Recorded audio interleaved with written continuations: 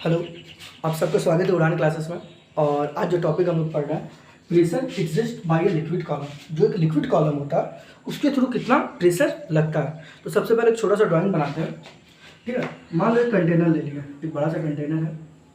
इसके अंदर हम लोग एक फ्लूइड भरे हुए हैं। ठीक है, कोई भी फ्लूइड हो सकता है। ठीक है, इसके अंदर एक फ्लूइड भरे हुए हैं। ठीक है, अच्छा, अब इस फ्लूइड के अंदर हम एक इमेजिनरी अपना सरफेस बनाएंगे या इमेजिनरी एक डिज़ाइन को बनाएंगे। ठीक है, जो किसका रहेगा, मतलब वो एक्चुअली में है नहीं, बट हम इमेजिन किए कि ऐसा कुछ है। ठीक है, एक्चुअली में ये ऐसा कुछ है नहीं, बट ये मेरे दिमाग का एक उपज है। ठीक है, ये भी लिक्विड ही है, ये भी लिक्विड ही है और ये भी लिक्विड ही है। मान लो ये मेरा एक्स हो गया पॉइंट, ये वाई पॉइंट हो गया। इस पॉइंट को टी ले लेते हैं, ये हो जाएगा मेरा क्यू, ये हो जाएगा मेरा आर और ये हो जाएगा मेरा एस। ठीक है, टी क्यू आर एस मेरा हो गया।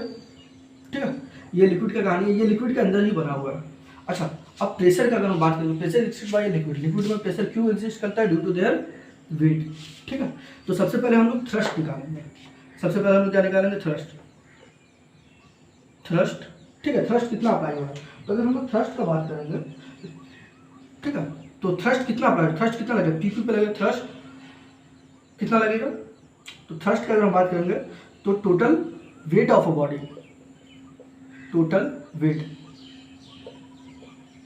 ऑफ बॉडी, बॉडी का टोटल वेट कितना है, ये जो लिक्विड कॉलम है इसका जो वजन जितना होगा उतना ही तो ये थ्रस्ट लगा पाएगा।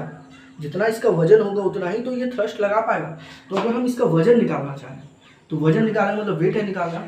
और वेट मतलब क्या होता है? वेट इज इक्वल टू होता है mass into acceleration due to gravity. तो टोटल वेट मेरा कितना हो जाएगा?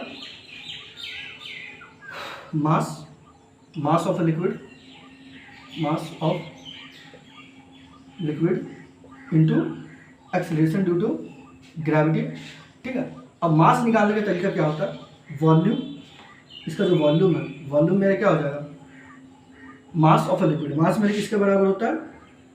Volume into density. तो मास मेरे किसके बराबर होता है? Volume of a, volume, volume of T Q R S, T Q R S into density of a liquid. ये लिक्विड है, इसका डेंसिटी क्या है? रो है। ठीक है, मान लो रो डेंसिटी का लिक्विड है, तो density of a liquid into acceleration due to gravity, acceleration due to gravity. अब देखो वॉल्यूम का जो फॉर्मूला होता है, वॉल्यूम का फॉर्मूला मेरा क्या होता है? Area into height. Area into height कर देंगे, एरिया इंटू हाइट कर देंगे तो मेरा क्या निकल जाएगा? वॉल्यूम निकल जाएगा और ये रो बचा। ठीक है, तो यहाँ पे क्या लिख सकते हैं? Cross section area. अब मतलब क्रॉस सेक्शन एरिया जहाँ पे प्रेशर अप्लाई हो रहा है वो क्रॉस सेक्शन एरिया ये है। तो सिंपल हम लोग लिख सकते हैं area of P Q into height. Height मेरा कितना है? ये लिक्विड कॉलम है, इसका हाइट हम लोग एच मानते हैं। ठीक है, इसका हाइट कितना एच है? Area of P Q into H into rho into G. ठीक है, यहाँ तक समझ में आ रहा है? पक्का। थ्रस्ट निकालना, अब इस केबल और केबल क्या निकाल रहा है? थ्रस्ट निकाल रहा है। ठीक है, तो area for cross section P Q into H into rho into G. फिर से बता रहा है, थ्रस्ट क्या होता है? एक इमेज कंटेनर लिया, कंटेनर के अंदर क्या है? फिलअप किया, लिक्विड है फिलअप किया। ठीक है, अब लिक्विड के अंदर एक इमेजिनरी सरफेस लिए। ठीक है, इमेजिनरी सरफेस लिए, इमेजिनरी सरफेस में हम लोग पी क्यू आर एस लिए हैं। अब हम लोग क्या जानते हैं? थ्रस्ट कितना लगाएगा? जितना उसका वेट होगा, उस बॉडी का जितना वेट होगा उतना ही वो थ्रस्ट लगाएगा। और वेट मेरे किसके बराबर होगा? वेट होता है मेरा एम इंटू जी। वेट भी क्या है? एक फोर्स ही तो है। Weight is a type of force.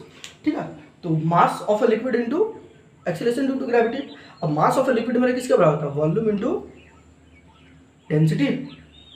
इसका वॉल्यूम कितना आ जाएगा? Volume of P Q R S into rho into g. Volume का फॉर्मूला क्या होता है? वॉल्यूम मेरे किसके बराबर होता है? Area into height. इसको समझने में टाइम लगेगा। ठीक है, इस तरह से ही करना, थोड़ा सा 2-3 बार देखना। Area into height, area into height करेंगे, cross section area into height करते तो मेरे क्या निकलता है? वॉल्यूम निकलता है। तो area of P Q into H into rho into G, ये मेरा क्या निकला? थ्रस्ट निकला। ठीक है, ये मेरे क्या निकल गया? थ्रस्ट निकल गया। अब हमको क्या था निकालना? इस लिक्विड का क्या निकालना? प्रेशर निकालना। प्रेशर, तो pressure of liquid column, pressure कितना हो जाएगा? क्या था? Pressure is equal to thrust by area ठीक है। तो थ्रस्ट अभी हम लोग फाइंड किए, area of P Q, P Q का area into height into density into acceleration due to gravity by क्या हो जाएगा, ये एरिया है, ठीक है। एरिया कौन सा एरिया है, cross section area, cross section area मेरा फिर से क्या हो जाएगा पी क्यू, तो पी क्यू से पी क्यू गया, प्रेशर मेरा क्या हो गया रो, जो बुक में दिया हुआ तुमको थोड़ा सा सजा के लिखते रो जी एच, ठीक है। ये मेरा प्रेशर आ गया किसी भी लिक्विड में रखने वाला, मतलब अगर आप प्रेशर का बात करें तो ये बेसिकली डिपेंड करता है रो यानी density of a liquid, H height of a liquid और acceleration due to gravity of a liquid, ठीक है। और अगर हम और बात करें तो एक्सेलरेशन ड्यू टू ग्रेविटी बहुत ज़्यादा चेंज नहीं होता है, ठीक है, क्योंकि आप लिक्विड में बहुत ज़्यादा अंदर नहीं जाने वाला। जब आप 600-700 किलोमीटर जाओगे तब जाके जी का वैल्यू थोड़ा बहुत चेंज होगा। तो आप अभी समझ के रखो जी इज अ कांस्टेंट, ठीक है। तो प्रेशर जो है लिक्विड का जो प्रेशर है वो बेसिकली डिपेंड करता है दो फैक्टर पर, ठीक है। एक्चुअली में है तीन फैक्टर, बट मेजर चेंजेस आता है पहला डेंसिटी ऑफ अ लिक्विड से और दूसरा हाइट ऑफ अ लिक्विड से, ठीक है। उसके अलावा और किसी चीज़ पे डिपेंड नहीं करता है, ठीक है। तो प्रेशर ऑफ अ लिक्विड क्या हो गया, रो इंटू जी इंटू एच आ गया, प्रेशर ऑन लिक्विड मेरा रो इंटू जी इंटू एच आ गया। मिटा दे इसको, रब करें, समझ में आया।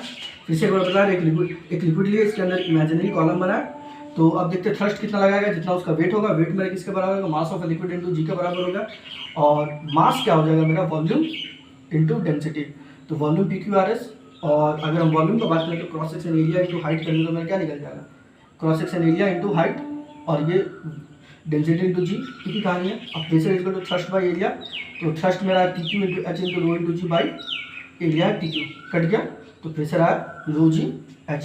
थोड़ा थोड़ा शब्द हो रहा ना, हाँ हमको पता है, चलो ठीक है, थोड़ा रुक के देखना वीडियो, ठीक है, एक बार में सीख लेना सब कुछ, आगे बढ़ रहा बेटा। अच्छा अब देखो क्या क्या फैक्टर पे डिपेंड करता है। तो लिक्विड का जो प्रेशर आया वो क्या आया, लिक्विड के अंदर जो प्रेशर लगता है वो आया rho G H, pressure on a liquid column, ठीक है। लिक्विड कॉलम की वजह से जो प्रेशर आता है वो होता है रो जी एच। अच्छा अब देखते हैं ये, ठीक है, ये डिपेंड करता है पहला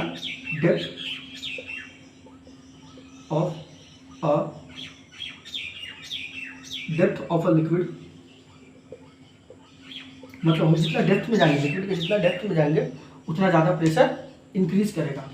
दूसरा ये डिपेंड कर रहा है डेंसिटी ऑफ लिक्विड, ठीक है, डेंसिटी ऑफ लिक्विड पे डिपेंड कर रहा है। तो डेंसिटी ऑफ लिक्विड का डेंसिटी जितना हाई होगा प्रेशर उतना ज़्यादा। इसलिए देखना समुद्र का जो पानी है, ठीक है, सी वाटर में तैरना स्विम करना ईजी रहता है, क्यों, क्योंकि वहाँ पे सॉल्ट मिक्स रहता है जिससे उसका अपथ्रस्ट बढ़ जाता है, तो ईजिली हम लोग स्विम कर पाते हैं। बट वही अगर हम नदी में जाए तो वो उतना ईजी नहीं होता है, क्यों नहीं होता, क्योंकि उसका डेंसिटी कम रहता है। इसका एक बहुत बढ़िया एग्जाम्पल हम लोग अपना 8th क्लास में यहाँ एक्सपेरिमेंट किए थे, साइंस एग्जीबिशन था उसमें, तो देखे थे कि अंडा है, एक है, सुबह सुबह मान लीजिए, चलो ठीक है, कोई अंडा है, सुबह सुबह अंडा खाना चाहिए, ठीक है। अच्छा खैर अंडा है, अंडा को पानी के अंदर रखा हुआ है, ठीक है, सादा पानी में डाले, अंडा क्या हो गया, डूब गया, अंडा डूब गया, ठीक है। बट वही अंडा को हम क्या किए, नमक घोल दिए पानी के अंदर और अब उसको डालें तो उसका डेंसिटी क्या हो गया, हाई हो गया, डेंसिटी हाई हो गया, जिसकी वजह से अब अंडा क्या करेगा, फ्लोट करेगा उसके ऊपर, ठीक है। तो ये डेंसिटी की वजह से हुआ। तीसरा एक्सीलरेशन ड्यू टू ग्रेविटी, तीसरा फैक्टर क्या है, एक्सीलरेशन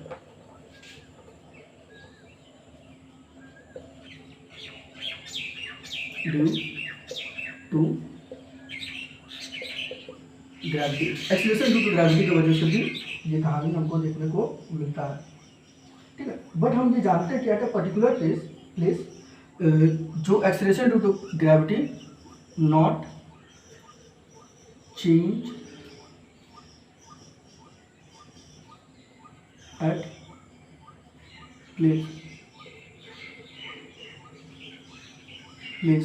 ठीक है, पर्टिकुलर प्लेस में चेंज नहीं होता, इस वजह से इससे बहुत कम इफेक्ट करता है, इससे बहुत कम इफेक्ट पड़ता है। बेसिकली इफेक्ट किस पे करता है, area of a liquid, density of a liquid, इस पे डिपेंड करता है। कोई समस्या है इसमें? अब ये किस किस चीज़ पे डिपेंड नहीं करता, नॉट डिपेंडेंट, ये क्या हो गया, डिपेंडेंट, नॉट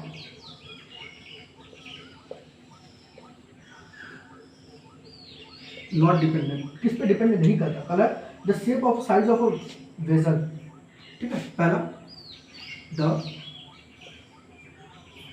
शेप और साइज ऑफ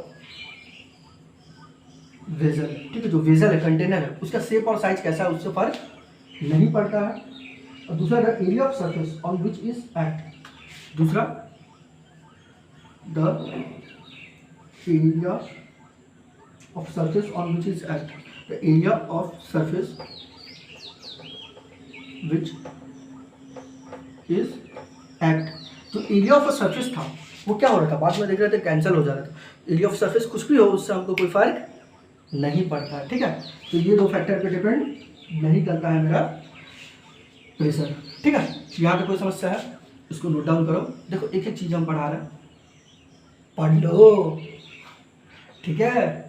पढ़ाई करो पढ़ाई करो। अच्छा आगे बढ़े, बिठा दे, ठीक, ये भी सही है।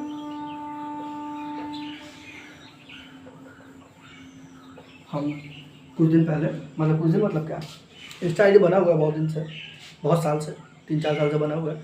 यूज़ करना अभी 10-12 दिन से स्टार्ट किए हैं, नहीं 5-6 दिन से।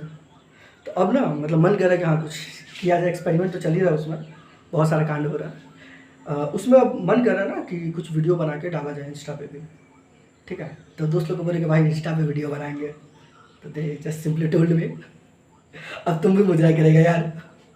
तो ऐसा नहीं है, जो मुजरा कर रहा है, मुजरा नहीं मतलब जो डांस वांस कर रहा है बढ़िया कर रहा है, ठीक है। और भी बहुत सारा फील्ड है, सबके इंटरेस्ट के हिसाब से, सबका हिसाब से ऑडियंस बटा हुआ है। तो देखते हैं क्या होता है, नया एक्सपीरियंस है, मज़ा आ रहा है। यूट्यूब तो बीच बीच में चालू होता है बंद होता है, चालू होता है बंद होता है। इस बार कोशिश करें कि पूरा चालू करके, क्योंकि पूरा टाइम है, कॉलेज में है, कोई टाइम मतलब ट्यूशन पहले पढ़ाते थे तो ट्यूशन मिलता था तो छूट जाता था, यूट्यूब को कंटिन्यू कर पाना पॉसिबल नहीं हो पाता था। बट अब कॉलेज में है तो अब ट्यूशन और नहीं है पढ़ाना, ठीक है। तो अब यूट्यूब को ही पूरा टाइम फुल टाइम में देना, ठीक है। अपना कॉलेज वही BIT सिंदरी नॉट मिश्रा, ठीक है। खैर आगे बढ़ता। तो ये मेरा क्या हो गया, pressure exist by a liquid. अभी नहीं समझ में आएगा, 12th क्लास में तब समझ में आएगा, ठीक है। अच्छा एक चीज़ और छोटा सा टॉपिक है जो रह गया है कि मान लो ये लिक्विड है, ठीक है। लिक्विड के अंदर हम यहाँ पे इस पॉइंट पे मेरा कितना प्रेशर लग रहा है, प्रेशर लग रहा है इस पॉइंट पे रो इंटू जी इंटू एच। कहाँ से लग रहा है, ये सरफेस से, ठीक है। ये सरफेस से लग रहा है, सरफेस से एच हाइट नीचे थे ना, सरफेस से एच हाइट नीचे थे ना, तो ये मेरा क्या लग रहा था, प्रेशर लग रहा था रो इंटू जी इंटू एच, ठीक है। बट सपोज करो प्रेशर इस सरफेस के ऊपर भी तो कुछ प्रेशर लग रहा है, ये कौन सा प्रेशर है, एटमॉस्फेरिक प्रेशर है, एटमॉस्फेरिक प्रेशर तो अप्लाई होगा। तो जो टोटल प्रेशर होगा, टोटल ऑफ लिक्विड कॉलम, ठीक है। जो लिक्विड कॉलम का टोटल प्रेशर होगा वो प्रेशर होगा atmospheric pressure plus rho into G into H, ठीक है। ये मेरा एक्चुअल में जो प्रेशर है वो आएगा, ठीक है। ये मेरा क्या होगा, उस जगह का जो एटमॉस्फेरिक प्रेशर है और लिक्विड के अंदर जो प्रेशर है वो दोनों का सम आएगा, तो उस बॉडी के अंदर कितना प्रेशर लग रहा है, ठीक है, ये बतलाएगा। अच्छा देखना लिक्विड के अंदर हम लोग जैसे जैसे, ठीक है, आगे बढ़ता है, ठीक है। तो खैर यही जगह ये पॉइंट टॉपिक ख़त्म करते हैं और पढ़ते रहो, ठीक है। बुक रीडिंग करो, ये लेक्चर देखने के बाद बुक रीडिंग करना। कुछ नहीं समझ में आता तो ट्यूशन के टीचर से पूछना, मेरे को व्हाट्सअप मत करो, कमेंट करो, कोशिश करेंगे बतला देने का, ठीक है। चलो बाय बाय।